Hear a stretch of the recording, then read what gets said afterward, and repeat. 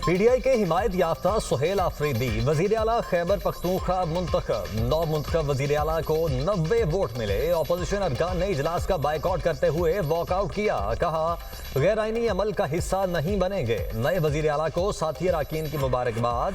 PTI का सुहेल आफरीदी के हल्फ के लिए अदालत से रुजू का फैसला। पेशावर हाईकोर्ट से रुजू करके आज ही गवर्नर से हल्फ की दरखास्त की जाएगी।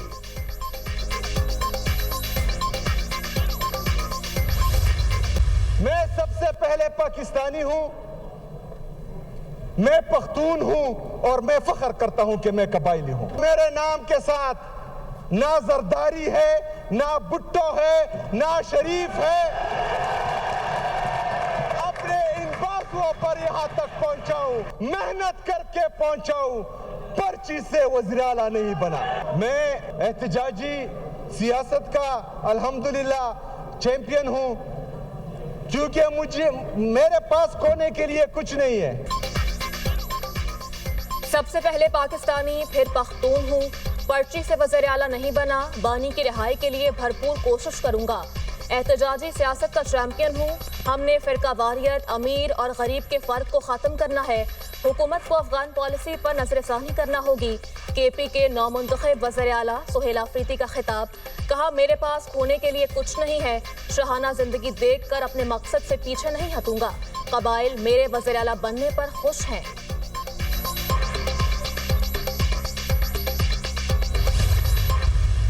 मैंने इमरान खान के हुक्म पर अपनी वज़ारत आला से इस्तीफ़ा 8 तारीख को, उसी दिन जिस इमरान खान ने हुक्म दिया, मैंने दे दिया था। हम चाहते हैं कि इस मुल्क में कानून की बालादस्ती हो, आइन की पासदारी हो, तो इस अमल को मजाक ना बनाया जाए, इसमें ताखीरी हरबे इस्तेमाल ना किए जाएं। जो भी हैसियत वज़ीर आला मैंने किया वो हर चीज़ डॉक्यूमेंटेड है, तारीख के साथ है, रिकॉर्ड पे है। मुल्क में जमहूरियत और कानून की बालादस्ती चाहते हैं, इस्तीफे को मजाक ना बनाया जाए। हमारी जिदोजहद पाकिस्तान और सूबे के लिए जारी है। सुहेल आफरीदी को एडवांस मुबारकबाद देता हूँ। मैं अपना इस्तीफा गवर्नर को भेज चुका हूँ। अली अमीन गंडापुर का खैबर पख्तूनख्वा असम्बली इजलास में इजहार ख्याल। कहा बतौर वज़ीर आला जो कुछ किया वो रिकॉर्ड पर मौजूद है। मैंने हर हल्के के लिए तरक्याती फंड्स दिए। 280 अरब रुपए अभी भी खजाने में पड़े हुए हैं।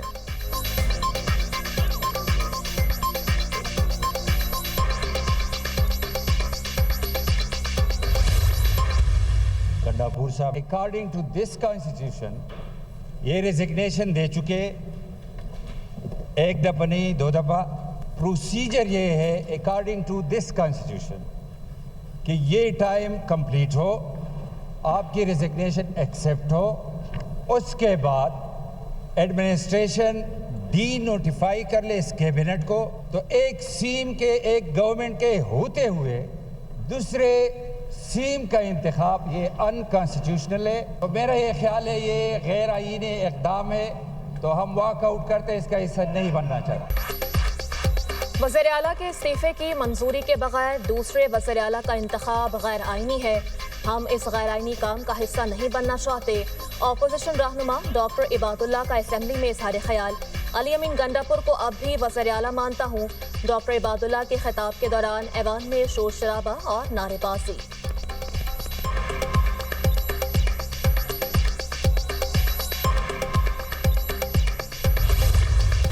In respect of their resignation by the Chief Minister under Article 130, Subclause 8 of the Constitution of the Islamic Republic of Pakistan, साबका वज़ीर आला जनाब अली अमीन खान गंडापुर ने अपना रेजिग्नेशन गवर्नर खैबर पख्तूनख्वा को 8 तारीख को भी भेजा, उसके बाद 11 तारीख को भी भेजा, और आज फ्लोर ऑफ द हाउस भी उन्होंने कह दिया। इससे पहले ये मुझे खत भी लिख चुके हैं इस मौके पे। Rule 17 of the Procedure and Conduct of Business Rules 2025 of the Khyber Pakhtunkhwa Assembly provides for the election of the Chief Minister.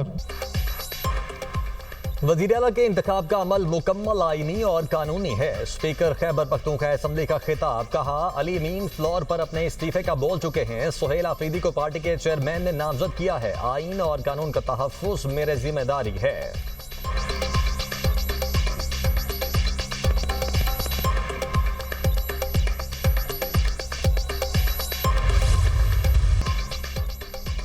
पाक अफगान जंग का इल्म है, अमरीका वापसी पर मामले को देखूंगा, जंगें खत्म करवाने में माहिर हूँ, एक और जंग के खात्मे की कोशिश करूंगा। पाकिस्तान और भारत की जंग टैरिफ की मदद से रोकी थी, दोनों ममालिक से कहा लड़ाई नहीं तजारत को अहमियत दें। अमरीकी सदर का दौरा मशरिक वस्ता, मीडिया से गुफ्तगू में कहा गजा जंग खत्म हो चुकी, गजा में सब कुछ ठीक होने वाला है। इसराइली वज़ीर आज़म ने बहुत अच्छा काम किया, कतर को भी क्रेडिट मिलना चाहिए। मुसलमान और अरब ममालिक सब खुशियां मना रहे हैं। ट्रंप इसराइल पहुंच गए, रिहा या गमालियों से मुलाकातें और इसराइली पार्लियामेंट से खिताब शेड्यूल। अमरीकी सदर दौरा इसराइल के बाद गजा अमन समिट में शिरकत के लिए मिस्र जाएंगे।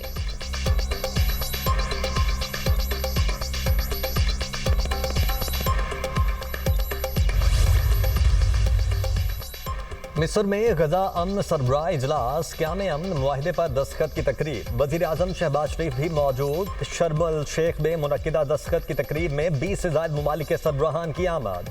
बरतानवी वज़ीर आज़म कीयर स्टारमर मिस्र पहुँच गए। तुर्की के सदर तैयब एर्दोगान, इटली की वज़ीर आज़म Giorgia Meloni, German chancellor, France के सदर मैक्रोन और फ़लस्तीनी सदर महमूद अब्बास भी तकरीब में शरीक। इसराइली वज़ीर आज़म इजलास में शिरकत करेंगे। हमास पहले ही शिरकत न करने का ऐलान कर चुका।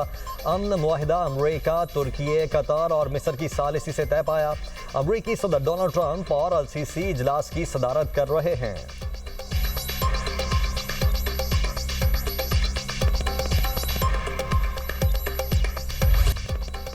अमीर बालाज कत्ल केस में बड़ी पेशरफ, लाहौर की सेशन कोर्ट ने अकील उर्फ गोगी बट की अबूरी जमानत खारिज कर दी। अदालत ने गोगी बट की आज तक अबूरी जमानत मंजूर कर रखी थी।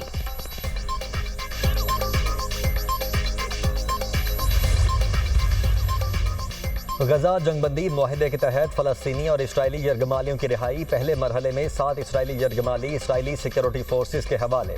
हमास ने 20 जिंदा इसराइली यरगमालियों को रेड क्रॉस के जरिए इसराइली सिक्योरिटी फोर्सेस के हवाले किया। इसराइली जेलों से भी फ़लस्तीनी कैदियों की रिहाई का सिलसिला जारी। रेड क्रॉस की बसें फ़लस्तीनी कैदियों को इसराइल की ऑफर जेल से लेने पहुँच गईं। इसराइल की जानिब से 1966 फ़लस्तीनी कैदियों की आज ही रिहाई का इम्कान।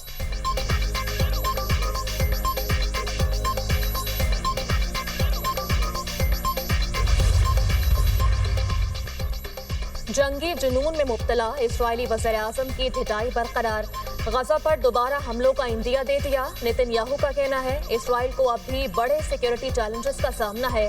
हमारे दुश्मन मुनज़्ज़म होने की कोशिश कर रहे हैं, लेकिन हम ऐसा नहीं होने देंगे।